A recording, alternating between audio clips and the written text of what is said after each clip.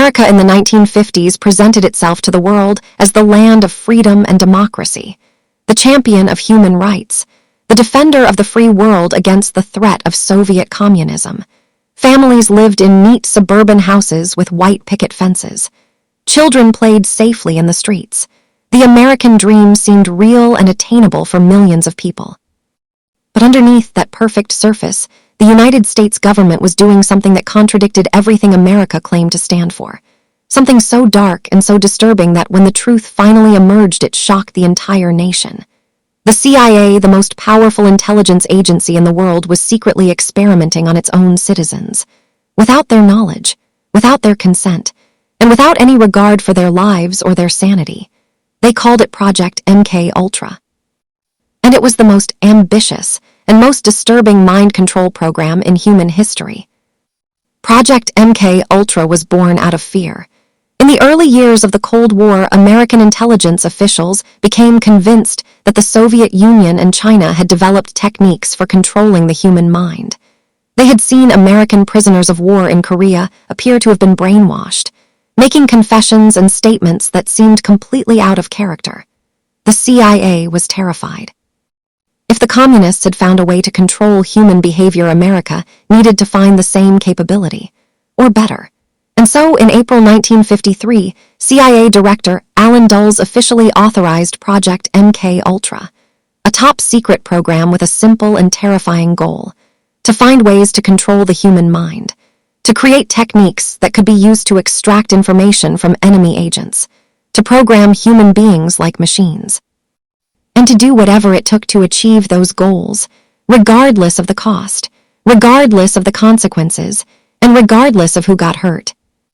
What the CIA did under Project MKUltra was beyond anything most Americans could have imagined their government doing. Over the course of more than a decade, CIA scientists conducted hundreds of experiments on human subjects across the United States and Canada. They administered massive doses of LSD to people without their knowledge or consent. They subjected subjects to electroconvulsive therapy at voltages far beyond anything considered medically acceptable. They used prolonged sensory deprivation, psychological torture, hypnosis, verbal and sexual abuse, sleep deprivation lasting weeks. They experimented with drugs including heroin, barbiturates, and mescaline. They combined these techniques in ways designed to break down the human personality completely, to reduce a human being to a blank slate that could be reprogrammed with new beliefs and new behaviors. The experiments were conducted in hospitals, in prisons, in mental institutions, and in secret CIA safe houses, and the people subjected to them had no idea what was being done to them. LSD was the CIA's favorite tool in Project MKUltra. They believed that the powerful hallucinogenic drug could be used to disorient enemies, to make subjects more susceptible to suggestion, to break down psychological defenses and extract information. CIA operatives slipped LSD into the drinks of unsuspecting Americans at parties and in bars just to see what would happen. They gave it to mental patients, to prisoners, to soldiers, to ordinary civilians who had done nothing wrong and had no idea they were being used as laboratory animals by their own government. One of the most tragic cases involved a CIA scientist named Frank Olson. Olson was given LSD without his knowledge by his own colleagues in November 1953. He suffered a severe psychological breakdown. 9 days later, he fell from a 13th floor window in New York City. His death was ruled a suicide. His family always believed he was murdered to prevent him from speaking out. The truth about Frank Olson has never been fully established.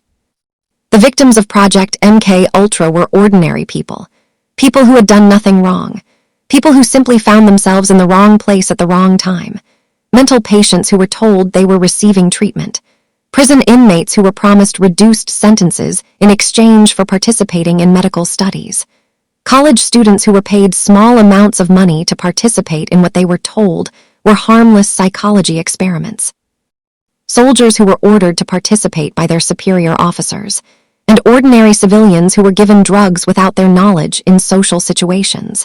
Many of these people suffered devastating and permanent psychological damage. Some had complete breakdowns. Some spent years in mental institutions as a result of what was done to them. Some never fully recovered, and none of them were ever told the truth about what had happened to them, because the CIA made sure the truth stayed buried. One of the most disturbing aspects of Project MKUltra was the CIA's use of secret safe houses in San Francisco and New York City. These apartments were set up as brothels operated by CIA agents. Unsuspecting men were lured to these locations by women working for the CIA. They were then secretly given LSD without their knowledge. CIA operatives watched everything through one-way mirrors. Recording equipment captured every reaction, every breakdown, every moment of confusion and terror. The men who were experimented on in these safe houses had no idea they were being used as test subjects by their own government. The program was so secret that even many CIA officials did not know it existed. It operated for years in the heart of American cities with complete impunity, because the people running it believed they were above the law. And for a very long time they were right. In 1973, CIA Director Richard Helms ordered the destruction of all MKUltra files. Thousands of documents were shredded. Years of records detailing exactly what had been done to thousands of innocent people were destroyed in an attempt to ensure the program would never be exposed. But the CIA made a mistake. A small collection of approximately 20,000 documents had been misfiled in a financial records building and escaped the destruction order.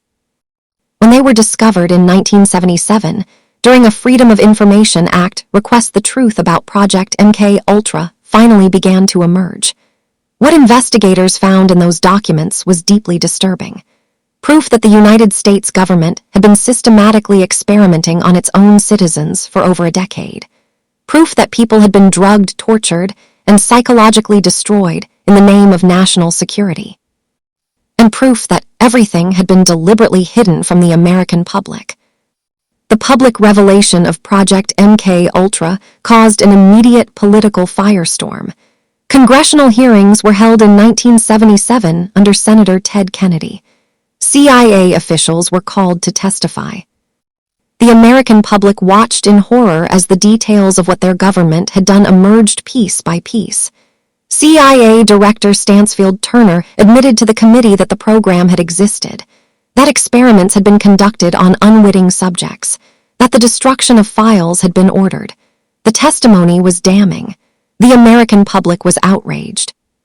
People who had trusted their government with their safety and their freedom learned that the same government had been conducting secret experiments on innocent citizens for decades. The hearings revealed a level of institutional arrogance and disregard for human rights that shocked even the most cynical observers. Some of the victims of Project MKUltra eventually learned what had been done to them. They came forward to testify before Congress.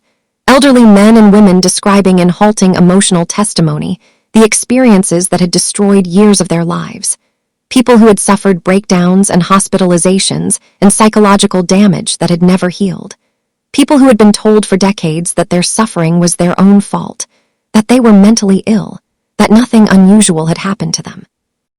Now finally learning that they had been deliberately targeted by their own government, used as laboratory animals, and then discarded when the experiments were done. The compensation they received was minimal. The acknowledgement they deserved came too late for many of them, and the full truth about exactly what was done to how many people has never been completely established because so many of the records were destroyed. Project MKUltra officially ended in 1973, but its legacy lives on. It established beyond any doubt that the United States government was capable of conducting secret experiments on its own citizens in the name of national security. It demonstrated that institutions given too much power and too little oversight will eventually abuse that power in ways that violate the most basic principles of human rights and human dignity. The Church Committee investigations that followed the MKUltra revelations led to significant reforms in how American intelligence agencies operated. New oversight mechanisms were put in place. New laws were passed to protect citizens from government experimentation. But the fundamental question that MKUltra raises has never gone away. If the CIA did this once, what else has been done that we do not yet know about? What other programs exist in classified files that have not yet been discovered? What other secrets are waiting to be found? It was not a movie plot, it was real, It was documented. It was admitted by the CIA itself before Congress, and the people responsible were never prosecuted, never punished, never held accountable. If this story shocked and outraged you, please subscribe to Echoes of the Dead, because this is exactly what this channel exists for: to uncover the programs that were hidden, to speak the names that were silenced, to make sure that what was done to the victims of Project MKUltra is never forgotten, because they deserved the truth. They deserved justice. And this channel will never stop fighting to make sure the world never forgets what was done to them.